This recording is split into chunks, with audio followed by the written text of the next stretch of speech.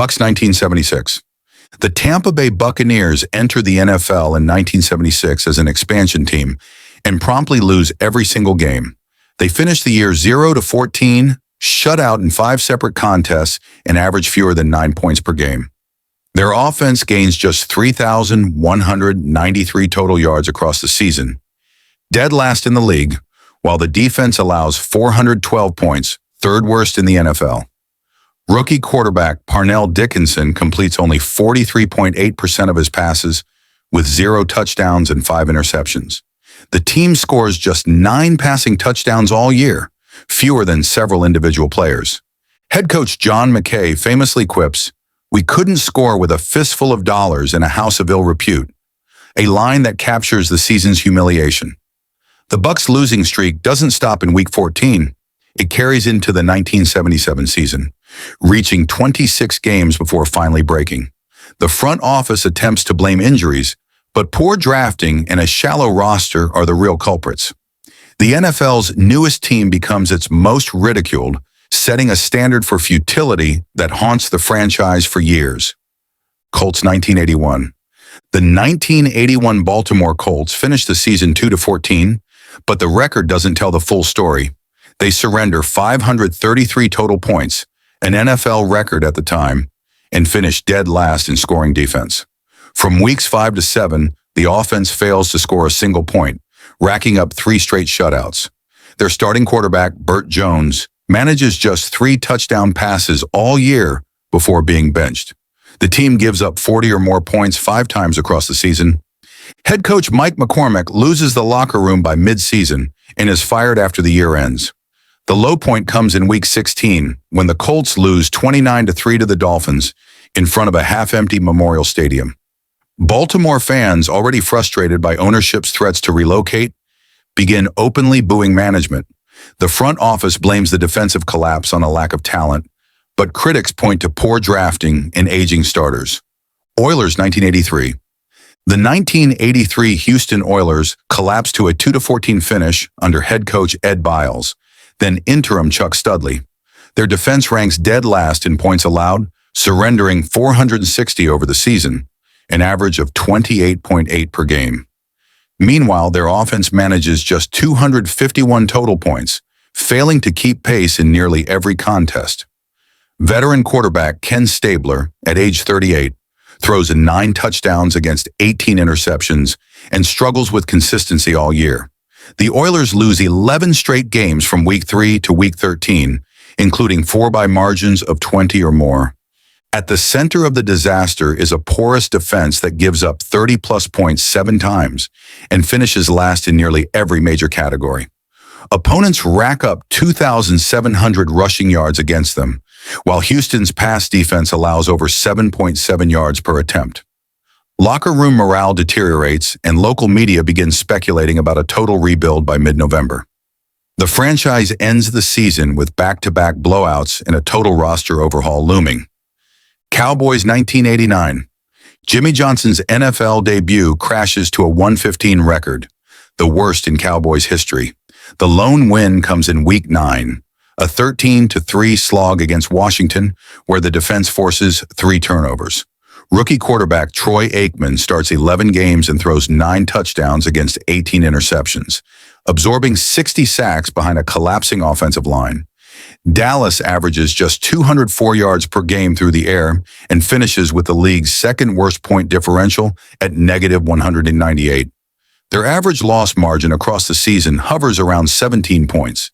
In October, the front office trades star running back Herschel Walker to Minnesota in a blockbuster deal for 8 draft picks, an unpopular move at the time.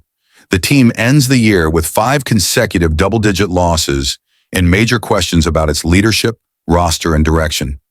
But beneath the failure is a foundation. The Walker trade nets future Pro Bowlers, and Johnson reshapes the roster with ruthless clarity. The 1989 Cowboys are a disaster on paper, but a dynasty in waiting.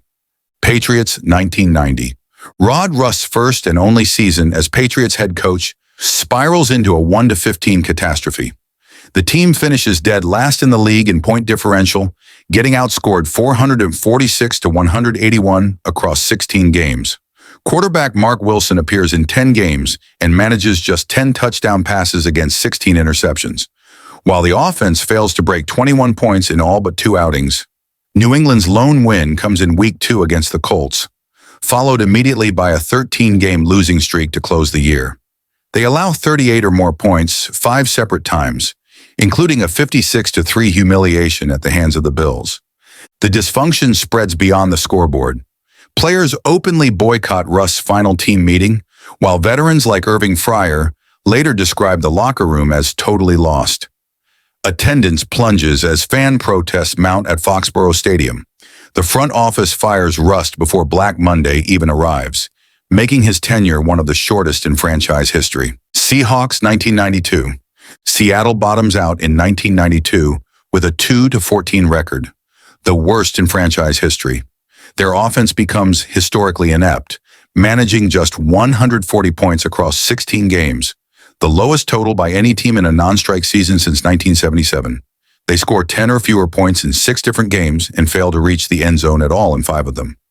Quarterbacks Stan Gelbaugh and Kelly Stouffer combined for 9 touchdown passes and 23 interceptions, while running back Chris Warren's 635 rushing yards are the lone offensive bright spot. Opposing defenses rack up 51 sacks, tied for most allowed in the league.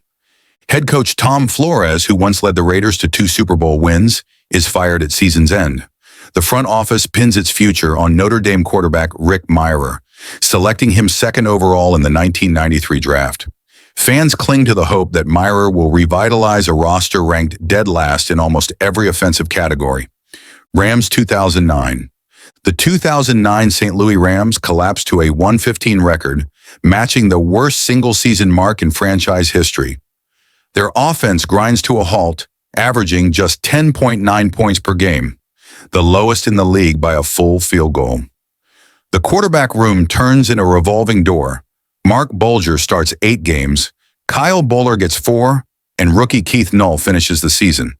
Combined, the trio throws only 12 touchdown passes against 21 interceptions, while being sacked 44 times. Steven Jackson alone accounts for nearly 40% of the team's total yardage. Despite the disaster, head coach Steve Spagnuolo is retained to oversee the rebuild. With the first overall pick in the 2010 NFL Draft, the Rams select Oklahoma quarterback Sam Bradford. Banking on a fresh start under center, the franchise begins to reshape its identity, but their 2009 campaign remains a blueprint for offensive futility. Lions 2008. The 2008 Detroit Lions make NFL history for all the wrong reasons, becoming the first team to finish a season 0-16. They surrender 517 total points, an average of 32.3 per game, and give up at least 30 in 10 separate contests. 7 of their 16 losses come by margins of 20 points or more, including a 47-10 thrashing by the Titans on Thanksgiving. Quarterback play is a carousel of futility, highlighted by Dan Orlovsky's infamous safety when he accidentally runs out of the back of the end zone untouched. The moment becomes a viral punchline and a symbol of the entire campaign. Head coach Rod Marinelli insists the problems come down to poor pad level, but the locker room tunes out and the scheme unravels. Detroit ranks dead last in nearly every defensive metric and fails to hold a lead in 6 straight weeks. Marinelli is fired after the finale, capping a tenure that finishes at 1038. The franchise resets completely, firing the GM, drafting Matthew Stafford #1 overall, and beginning a long rebuild. Browns 2017. The 2017 Cleveland Browns become just the 2nd team in NFL history to finish 0-16, matching the Lions' record from 9 years earlier. Head coach Hugh Jackson, in his 2nd season, oversees a team that loses all 4 preseason games, all 16 regular season games, and leads in just 2 of them after halftime. Rookie quarterback Deshaun Kaiser throws 22 interceptions to just 11 touchdowns and finishes with a passer rating of 60.5, worst among qualified starters. In Week 17, they nearly beat a Steelers squad resting most of its starters, but wide receiver Corey Coleman drops a 4th down pass with 1:46 left, sealing a 21-18 loss. Despite the carnage, Jackson declares post-game he still considers himself the best coach in football. GM Sashi Brown is fired in December, a week after the Browns are eliminated from playoff contention for the 15th straight year. The roster, stacked with young players but zero direction, spirals under pressure, finishing bottom three in points scored, giveaways, red zone defense, and time of possession. Jackson's overall record in Cleveland slips to 131. The Browns hit rock bottom, and yet somehow they still retain their coach for one more season. Chargers 2000. The 2000 San Diego Chargers start their season with 11 straight losses and end at 1-15, the worst record in franchise history. Their only win comes in Week 13, a 17-16 escape against the 4-12 Chiefs. Head coach Mike Riley, in his second season, watches his offense score more than 20 points just 4 times, while his quarterback room implodes. Ryan Leaf, the number 2nd overall pick in 1998, throws 6 touchdowns to 15 interceptions, completes under 50% of his passes, and finishes with a 53.7 passer rating before being benched permanently. Internally, Leaf's behavior fractures the locker room. He reportedly screams at coaches, skips rehab sessions, and refuses to play through minor injuries. One veteran calls him the biggest cancer they've ever seen. The defense holds opponents under 21.7 times, but gets no help from an offense that finishes last in rushing yards, third down conversion rate, and red zone efficiency. Riley is fired within 24 hours of the season finale. The Chargers earn the top pick but trade down 1 spot, landing LaDainian Tomlinson at number 5, a move that begins the long rebuild. Jets 1996. The 1996 New York Jets finish with a league-worst 1-15 record under head coach Rich Kotite, becoming the first team in franchise history to lose 15 games. They're outscored by 244 points across the season, 454 allowed, just 210 scored, and fall behind early in nearly every game. Quarterback Frank Reich, starting 9 games, throws just 11 touchdowns against 15 interceptions. The team ranks 30th in scoring offense and 28th in total defense, collapsing on both sides of the ball with little resistance. Home games at the Meadowlands turn toxic fast. Attendance plummets, and fans wear paper bags over their heads in protest. One reads, "Same old Jets." Kotite, who went 4-28 across 2 years in New York, announces his resignation before the Week 17 finale. The locker room barely reacts. His departure clears the way for Bill Parcells, who takes over the following year and starts the long road back to relevance. Panthers 2001. The 2001 Carolina Panthers opened their season with a 24-13 win over Minnesota, then lose 15 straight. Head coach George Seifert, 2-time Super Bowl champion in San Francisco, fails to replicate his success in Charlotte, closing out a 3-year stint with a 16-32 record. Carolina finishes dead last in the league, outscored by 140 points and ranked 31st in total offense. Quarterback Chris Winkie, a 29-year-old rookie, throws 11 touchdowns and 19 interceptions behind a battered offensive line and non-existent run game. Carolina's defense surrenders 27 or more points in 8 separate losses, including a 38-6 blowout to the Rams and a 48-14 collapse against Arizona. Attendance dwindles as fan frustration spikes. Seifert is fired the day after the season finale, ending his NFL coaching career with the worst single-season mark of his tenure. The Panthers pivot to John Fox in 2002, beginning a rebuild that pays off 2 years later in Super Bowl 38.